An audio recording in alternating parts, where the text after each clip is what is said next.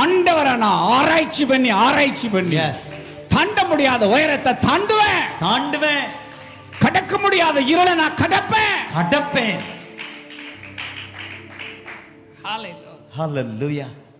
தான் பொக்கிஷங்களின் பொக்கிஷம்.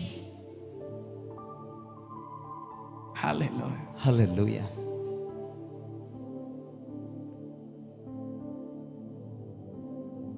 சங்கீதம் 73 லேசா தோண்டிட்டு முடிச்சிரோமா? ஆமென். இது தோன்றது எப்படின்னு பார்க்கலாமா? சங்கீதம் 73க்கு வாங்க. 1 வசனம் வாசிக்கலாம்.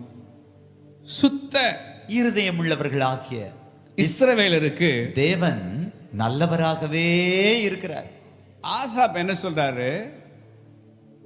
No doubt about it. God is good to good people, good to the good hearted.